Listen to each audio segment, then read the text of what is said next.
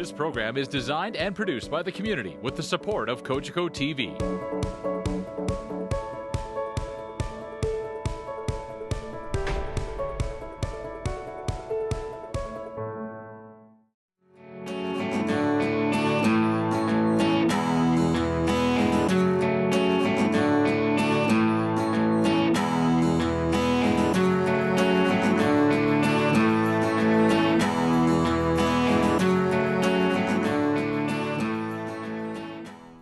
Hello, I'm Mayor Rick Goldring, and welcome to Burlington Matters. Burlington Matters is a community television program here on Cogeco TV featuring topical discussion about issues and happenings within the city of Burlington and beyond in this case. Today we're going to be talking about waste management in the region of Halton and recognizing that Halton Region is responsible for waste management not only in Burlington but Oakville, Halton Hills, and Milton.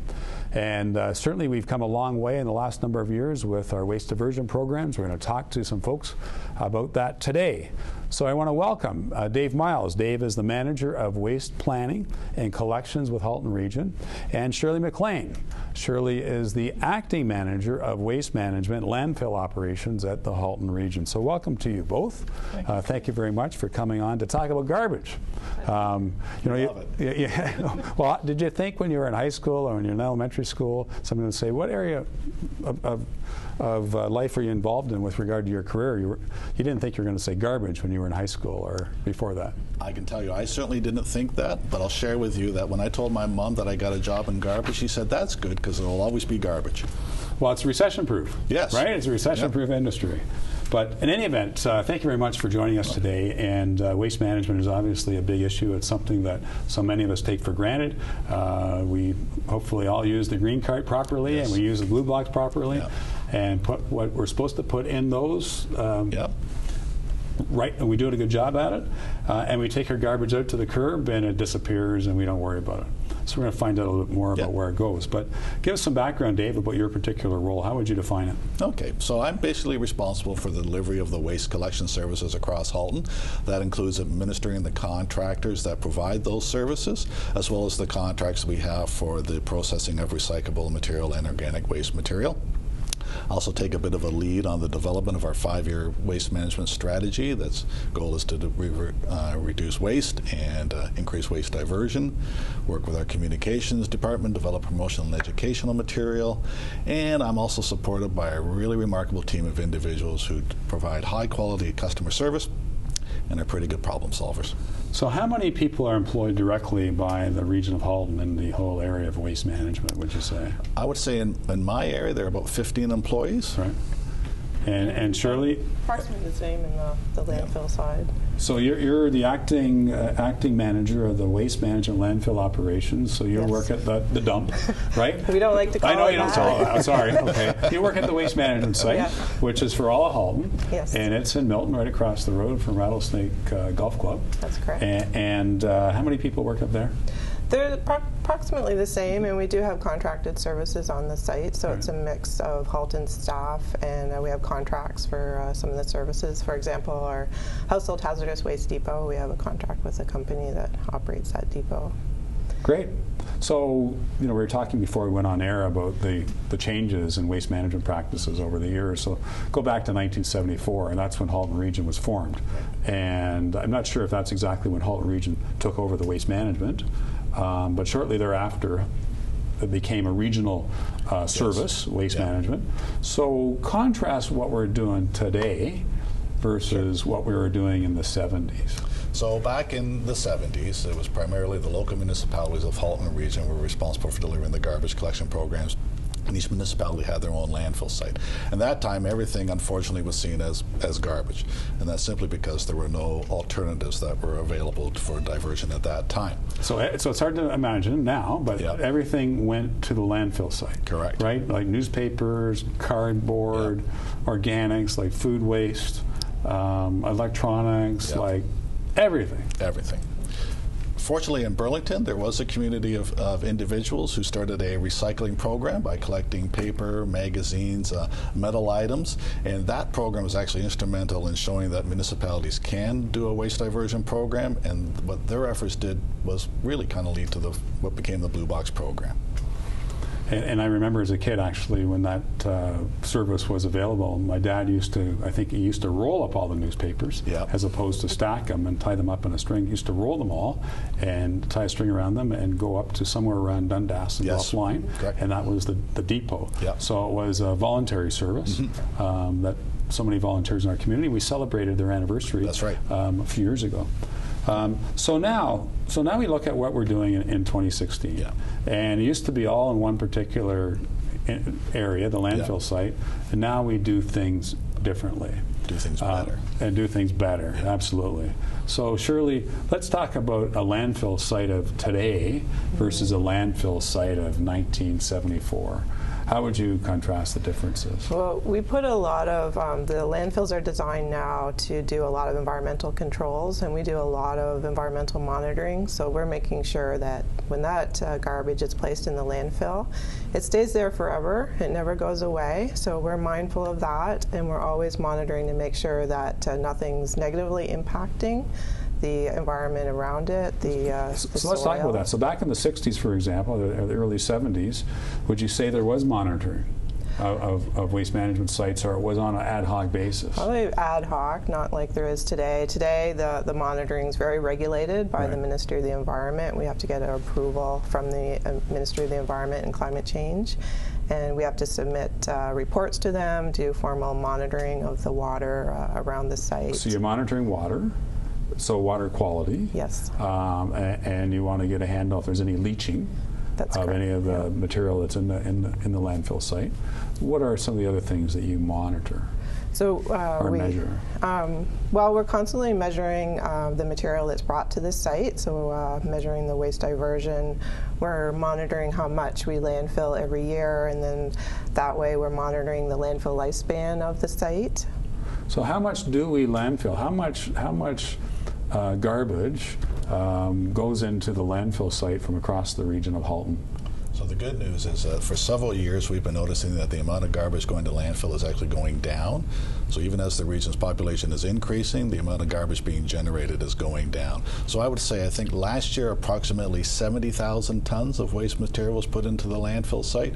You compare that to about the mid-2000s when we had about 125,000 tons going into the landfill site. So we have cut down significantly, despite the fact there has been a high degree of population growth and employment growth, for that matter, in the region. So that's quite significant. So yeah, the population's growing in Halton, but actually the amount of garbage that's being landfilled is decreasing every year, and waste diversion is increasing. So.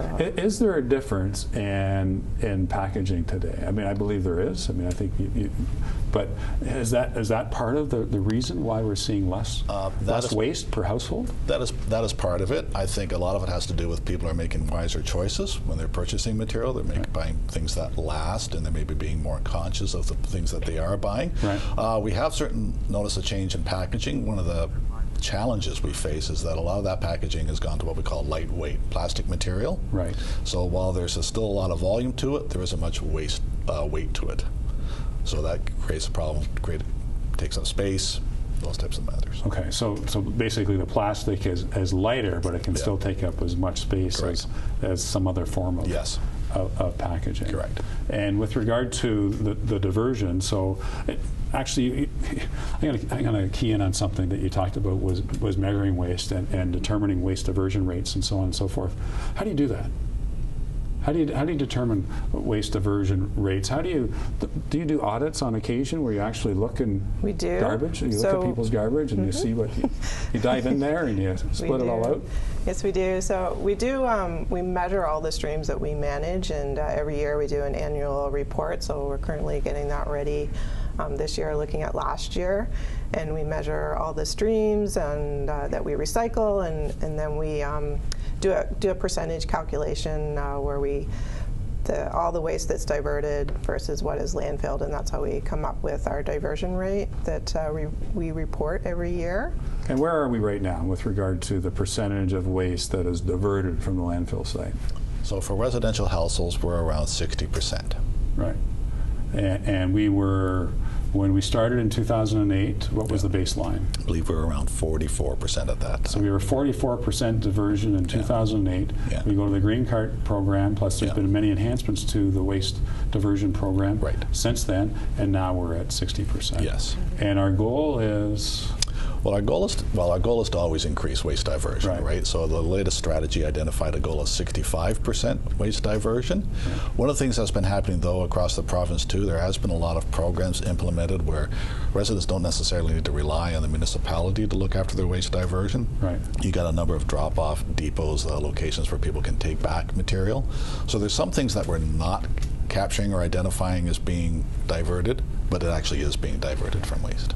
So of that 60% that's diverted, the biggest single source of the material that is diverted is what? Is it organics? Is it cardboard? Is it paper? What would it be? It's still the blue box material. Yeah, the blue box makes up the highest percentage, but green card is definitely a high percentage as well in Halton. Yeah. So the blue box, that includes the cardboard, it includes newspapers, it includes magazines. And tell us about the practices of people now. My understanding is now that we're not as fussy, that there can be commingling of different types of materials in the same blue box. Can you talk about that? Right. So prior to 2008, the blue box program was what we call a two-stream program. So you had to put the fibers in one container and your glass, metal, plastic in another container. 2008, when we implemented the green card, we went to what we call single stream. So all your recyclable material could be put into one container. The processing facility that receives this material and markets the material was also adjusted so they could have the proper mechanisms in place to get these materials and separate them into their proper categories. This is a big business. It's a big business. It's a huge business. Yes. Any idea what the value is of waste management as an economic driver in Canada? Do we have any idea? Or in Ontario? Well, how about we talk about Halton? So I'll just share with you, in Halton Region, what we do with our recycling program is the people we have an agreement with, we also receive the revenue from the sale of the material that is collected. So the agreement right now is the region receives about 25% of that revenue. So we're receiving approximately $1 million, $1.5 million per year from that material. And then we also receive some money from the province as well to help offset that. So it's tough to put an actual dollar figure of value on it, but it's in the millions of dollars. There's the municipal work that's done around waste management, but there's also the private sector is obviously big using because they get involved in the institutional and the commercial industrial sector. So it's not just the residential sector. That's a driver of waste. Correct. We're having lots of discussion today about waste management, about garbage in the Halton region, and we're going to take a quick break and be right back with you with Dave Miles and Shirley McLean from the Halton Waste Management team, and we're going to take a quick break and we'll be right back on Burlington Matters. Welcome back to Burlington Matters. I'm Mayor Rick Goldring. Today we are talking about waste management in the region of Halton, and with me today is Dave Miles and Shirley McLean of the Halton Region Waste Management team. So Shirley, when you work at the landfill site, and you see a lot of what comes in there, obviously, and from your observations with regard to how our waste management habits, the average household, what are some of the things that you see at the waste management site that leads you to suggest that we can improve a little bit? Is there some improvements we can make based on what you see? Sure. What can we do better? So at the landfill, at the Halton Waste Management site, we do a lot more than just landfill garbage. Right. So we have a lot of other areas at the site that residents can take advantage of. Including? Household hazardous waste depot. So that's the paints and the varnishes paints and pool chemicals, household cleaners, any hazardous chemicals you have in the house. Those can be brought and disposed of safely, and then a lot of that material is recycled. Okay. So how do you recycle that? What happens with that? Well, paint, that makes up a big portion of that. So paint can be remade into new paint again, and we also do have a paint reuse shed. So if you have quite a bit of paint left and you don't need it anymore, you can bring it and put it in the paint reuse shed, and someone else can come along and take paint that they can use for any projects they might have at home. We also have Salvation Army operates a reuse depot at the site. So if you have items that are still in good condition and you don't need them anymore. So for example? Say you have some clothing, some small household items, like dishes, things like that. You can bring them and drop them off at the Salvation Army depot, and those both of those areas are free of charge for residents. And then Salvation Army will resell those items in their stores around the region. We have the containers, what we call the container station. It's a public drop-off for residents, and we do a lot of sorting of waste there. So metal items, electronics, wood, yard waste. So if you're doing some renovations in your home, make sure that you're sorting that waste, drywall as well. And if you bring it to the site, then that goes in the different bins, and then that material is recycled. So what do you do with drywall? So if somebody's doing renovation of their house, and they've got some waste for wood and old drywall. What do you do with that? There is actually a gypsum company in Halton that takes the drywall and they're recycling it and they're using it back in their product. So what habits can we improve on as far as when we bring waste to the waste management site? Is there some things we can do better to make us all more responsible and more environmentally and economically efficient? Dave? Well, let's start with maybe what they can do at the curbside. We're still finding that even though we're very pleased with the success of the recycling and green card program, we're still finding that material in the garbage. So people should start making full advantage of the curbside service by putting the recyclables in the blue box and their organic waste in the green card material. So that's the biggest improvement. That would be a good start right there. That would have an immediate benefit and impact on us. So what happens with all the paper? Is it divided? When you have fine paper, like office paper, and you have newspaper, or you have magazines and other forms of paper, is it commingled or is it separated? So when it gets to the processing facility, which happens to be in the city of Burlington, they have a system of mechanical processes, optical sorts that divides all that material. So one of the first things that's pulled off the line when it gets processed is the fiber material. They have a number of screens and rollers that they go through, and they take the cardboard, and then they take the newspaper, and then they take the fine paper, and then all the other materials, the plastic, the metals, and the glass go through the system, and through that system they're optically identified and sorted and go into the proper categories and containers. It's quite fascinating to see. That is fascinating. So there's another economic driver, is all the equipment that's required for the waste diversion programs. So what happens to the paper? What happens to the cardboard? What happens to the glass? What happens to the plastic? So a lot of the fiber material will be sold back to the mills. So that'll be reused into other paper products. Aluminum cans go back to the steel mills, and that becomes aluminum cans. Glass is usually put into sometimes a form of sandblasting equipment, things like that. So everything's got a place and everything's got a home to go to, and it's good to see that all this material is actually truly being recycled and reused. So thus, what you're talking about is the circular economy. Yes. Right? I mean, a good is produced, it has its use, it goes into the homeowner's home, and it's put on the curbside, it's processed, and goes into another product that comes back into the home. Correct. And the process starts all over again. Correct. So I guess the ideal objective is to have more in the circular economy. Yes. So let's talk about the food waste. So recognizing that's a significant item that really increased the volumes of waste, and the Green Card program has been very successful. What happens with food waste? Shirley? So the food waste that you put in your green cart, that's sent to a composting facility in the city of Hamilton. We have an agreement with them. We partner with them to use their composting facility, and once the food waste is composted, then that's used in agricultural purposes and landscaping projects, and to grow new food or to help nourish plants and rehabilitate the soil. To improve the waste management in Halton Region, what do we have to, is there anything that we can do better? What have you got your eye on as far as how we can improve, whether it's diversion or less waste or reduction of waste? What are some of the things additional that we can do, or are there any? Well, we're certainly excited by the opportunities presented by the new Bill 151, the Waste Free Ontario Act. Right. A lot of municipalities are anxious to see what will come out of that and how that will be a benefit in the community.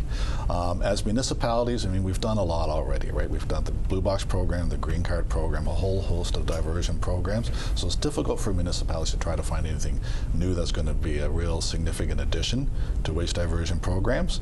We're always looking at opportunities to recycle more material, you know, have markets develop, look at emerging technologies, those types of things.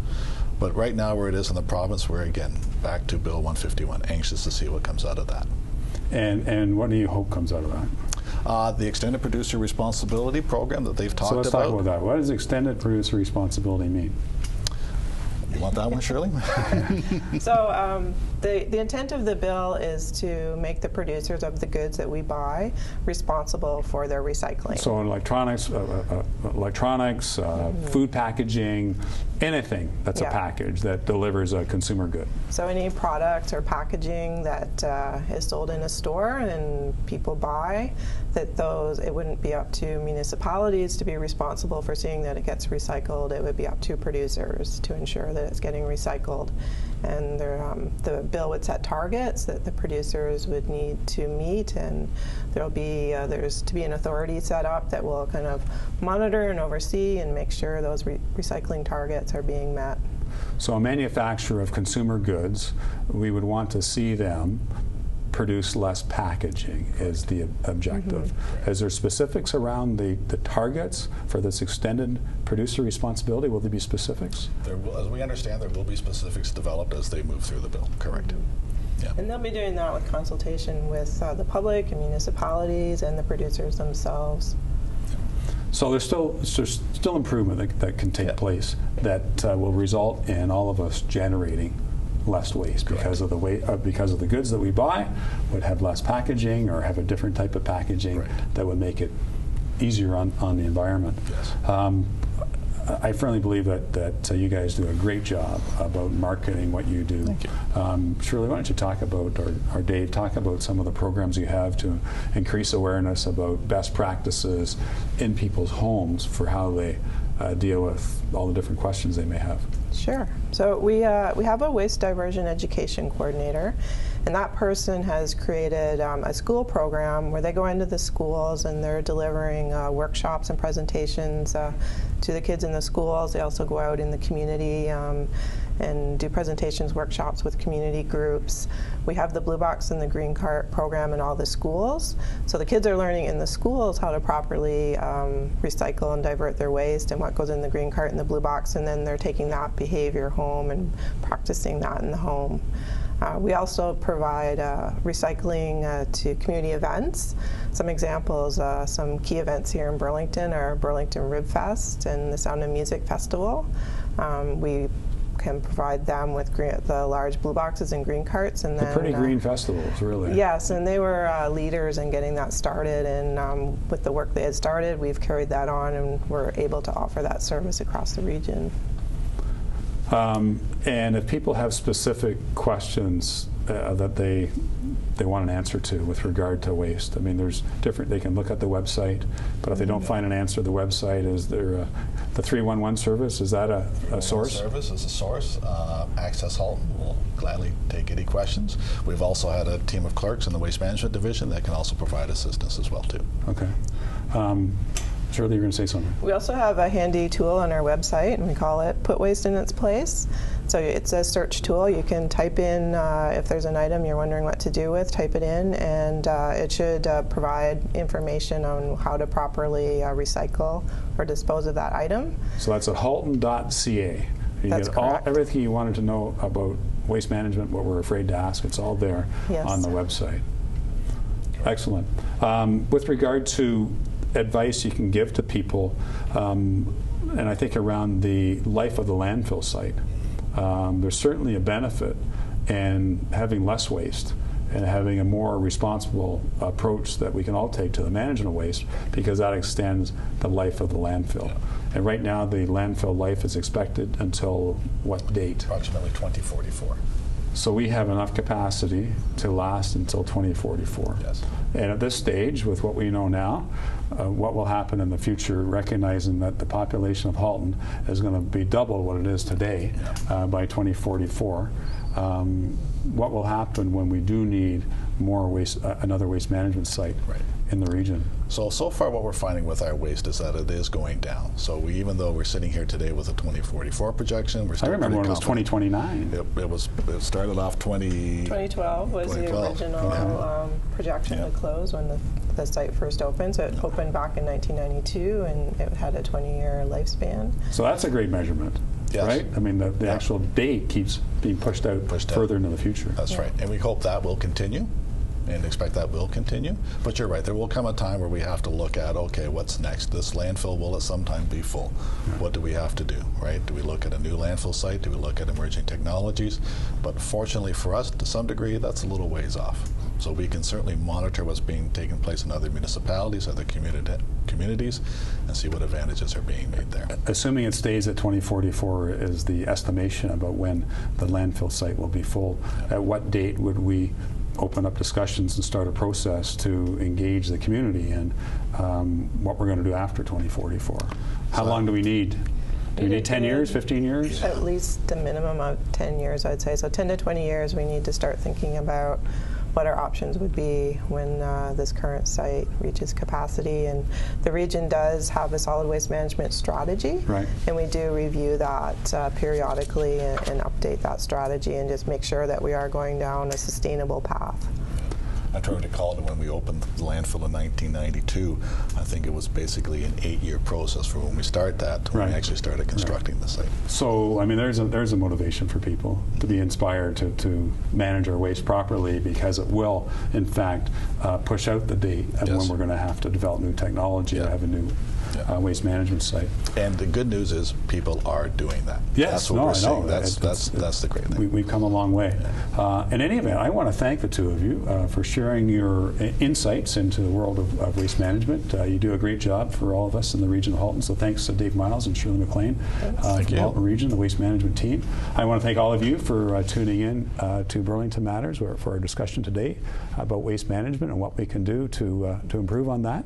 And if you have an idea for a future show here on Cogeco TV for Burlington Matters, please email the Mayor's office at mayor@burlington.ca or call 905-335-7607. Thank you very much for tuning in, and we will see you next time on Burlington Matters.